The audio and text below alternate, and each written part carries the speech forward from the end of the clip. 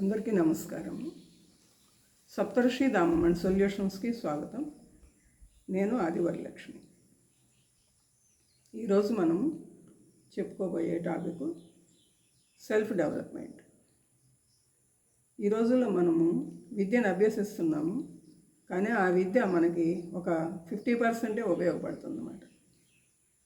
మనం పరిపూర్ణమైన వ్యక్తులుగా మారాలి అని అంటే, పరిపూర్ణ జ్ఞానాన్ని పొందాలి అని అంటే మనకి యోగ విద్య, ఆధ్యాత్మిక విద్య కూడా చాలా ఇంపార్టెంట్ అయిందన్నమాట. ఈ రోజుల్లో మనం దాన్ని ప్రత్యేకంగా ఏమీ నేర్చుకుంటలేదు అన్నమాట. ఏదో మన ఇంట్రెస్ట్ని బట్టి ఏదో ఒక 60, 70, 50 వచ్చిన తర్వాత మాత్రం ఆధ్యాత్మికత అనే వైపు పరుగులు తీస్తున్నాము. ఆధ్యాత్మికత జ్ఞానాన్ని అప్పుడు తెలుసుకుంటున్నాము తప్ప అది చిన్నప్పటి నుంచే మనలో అలవాడటం లేదన్నమాట. అయితే ఇక్కడ యోగ విద్య అనేది, ఆధ్యాత్మిక విద్య అనేది ప్రతి ఒక్కరికి చిన్నప్పటి నుంచి ఎంతో అవసరం అన్నమాట. మనం ఇంతకుముందు వీడియోలో కూడా కొన్ని విషయాలని చెప్పుకోవడం జరిగింది. ఇక్కడ దాని వలన ఏమవుద్దంటే, యోగ విద్య వలన సెల్ఫ్ డెవలప్మెంట్ అనేది మనలో చాలా గొప్పగా పెరగటానికి అవకాశం ఉందన్నమాట. సెల్ఫ్ డెవలప్మెంట్ అంటే ఇక్కడ మనకి సెల్ఫ్ డిసిప్లైన్ ఏర్పడుద్ది. First self discipline, self confident, self respect, self control, self responsibilities అంటే మనకి బాధ్యతాయుతంగా పని చేయటము అనే ఈ క్వాలిటీస్ అన్నీ మనలో ఏర్పడతాయి అన్నమాట యోగ విద్య వలన. ఇప్పుడు ఆ విద్య వలన మనలో ఉన్న భయాలు, అభద్రతా భావము, డిప్రెషన్స్, సూసైడ్ చేసుకోవాలి అనే ఆలోచనలు, ఇలాంటి వాటిని అన్నిటినీ కూడా మనం అధిగమించగలుగుతాం అన్నమాట.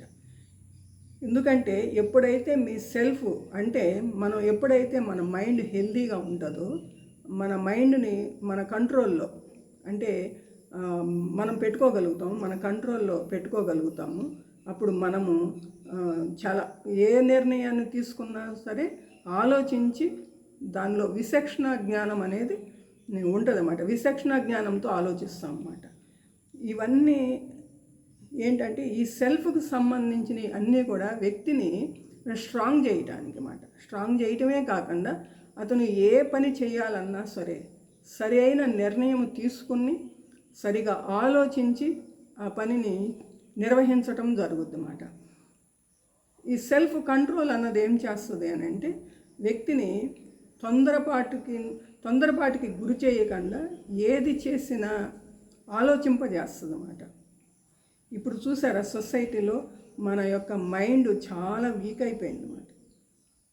మైండ్ నుంచేనండి ప్రతి ఒక్క పనిని మనం సహకారం చేసుకోవాలి అని అంటే మన మైండ్ నుంచే అది సాధ్యమవుతుంది. మన ఆలోచనలు, మన మైండ్ నుంచి వచ్చే ఆలోచనలు ఎప్పుడైతే హెల్తీగా ఉంటాయో అప్పుడు మనము పనులు కూడా సక్రమంగా నిర్వహించగలుగుతాం అన్నమాట. ఇప్పుడు చూసారా, సొసైటీ అంతా కూడా క్రైమ్తో, రోజు రోజుకి క్రైమ్ పెరిగిపోతుందే తప్ప అందరూ ఎడ్యుకేటర్సే, బాగా చదువుకున్న వాళ్ళే ఉంటున్నారు. మనకి టెక్నాలజీ కూడా విపరీతంగా చాలా మంచి టెక్నాలజీ అందుబాటులోకి వచ్చింది. అయినా సరే క్రైమ్ జరుగుతుంది, క్రైమ్ పెరుగుతుంది, జరగటం కాదు పెరుగుతుంది. రోజు రోజుకి ఆత్మహత్యలు పెరిగిపోతున్నాయి, డిప్రెషన్స్ పెరిగిపోతున్నాయి. అక్కడ చిన్నపిల్లలని లేదు, పెద్ద పిల్లలని లేదు మాట, పెద్దవాళ్ళు అన్నది లేదు. అసలు ప్రతి ఒక్కళ్ళలో మైండ్ చాలా శక్తిని కోల్పోవటం జరుగుతుందన్నమాట.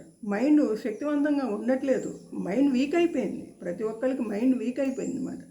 ఆ వీక్ అవటం వలన వాళ్ళు ఏ నిర్ణయం తీసుకుంటున్నారు అన్నది వాళ్ళకి కంట్రోల్ ఉండట్లేదు అన్నమాట. వాళ్ళ మీద వాళ్ళకి కంట్రోల్ ఉండట్లేదు. భయాలు, విపరీతమైన భయాలు ప్రతి ఒక్కరికి. ఇప్పుడు ఆత్మహత్యలు విపరీతంగా పెరిగిపోయినాయి. ప్రతి చిన్న విషయానికి ఆత్మహత్య.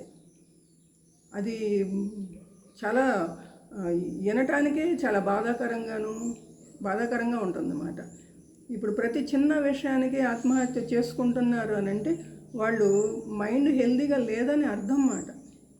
అంటే ఇవన్నీ ఎలా తెలుసుకోవాలి వీళ్ళు?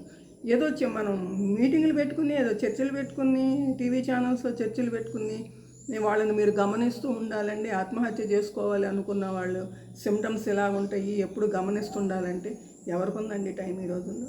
ఎవరు చూసినా మాకు టైం లేదు, ఎవరు ఉరుకులు పరుగులు, ఎవరి గోల వాళ్ళది. ఒకరిని గమనిస్తూ కూర్చుంటారండి ఇంట్లో. కానీ ఎవరికెవరు పర్సనల్, ఎవరికి వాళ్ళు స్వతహాగా ఆ జ్ఞానాన్ని కలిగి ఉన్నారనుకోండి, ఇంకొకరు వాళ్ళని వెనక వాళ్ళని అబ్జర్వ్ చేయాల్సిన అవసరం ఏముందండి? ఎవరికి వాళ్ళే అబ్జర్వేషన్లో లేరు, ఎవరిని వాళ్ళే అబ్జర్వ్ చేయట్లేదు, ఇంకా వేరే వాళ్ళని ఏం చేస్తారండి? ఇది ఒక జ్ఞానం మాట. సెల్ఫ్ డెవలప్మెంట్ అనే జ్ఞానం ఏదో 20-25 వచ్చిన తర్వాత వెళ్ళి పర్సనాలిటీ డెవలప్మెంట్ క్లాసులకి వెళ్ళటం వల్ల ఏం ఉపయోగం లేదు మాట. ఇది మనకి 6 సబ్జెక్టులు ఉన్నాయి. ఇది 7వ సబ్జెక్టుగా ప్రవేశపెట్టాలి. యోగ విద్య అన్నది ఆధ్యాత్మిక విద్య, యోగ విద్య అనేది కంపల్సరీ రావాలి. ఇప్పుడు మోదీ గారు వచ్చాకే యోగా డే అనేది వచ్చింది. యోగా డే చేసుకుంటున్నాం కదా మనం.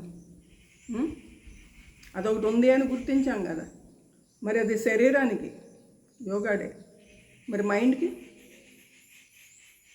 మైండ్ స్ట్రాంగ్ అవ్వాలి అని అంటే జ్ఞానం కావాలి.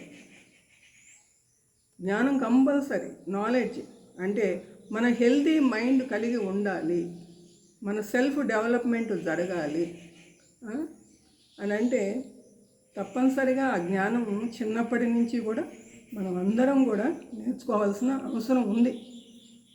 ఇప్పుడు మా సెంటర్లో, ఇప్పుడు మాది సప్తఋషి ధామం అండ్ సొల్యూషన్స్ అనే సెంటర్ అన్నమాట మంది.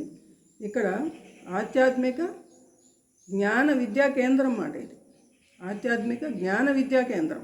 ఆధ్యాత్మిక విద్యని, జ్ఞానాన్ని విద్యలాగా మనం ప్రతి ఒక్కరు మామూలు విద్య, మన బ్రతుకు తెరువు కోసం విద్య ఎట్లయితే నేర్చుకుంటున్నామో, మనం పోషించుకోవటానికి ఎట్లయితే చదువులు చదివి ఉద్యోగాలు సంపాదిస్తున్నామో, అట్లాగే మన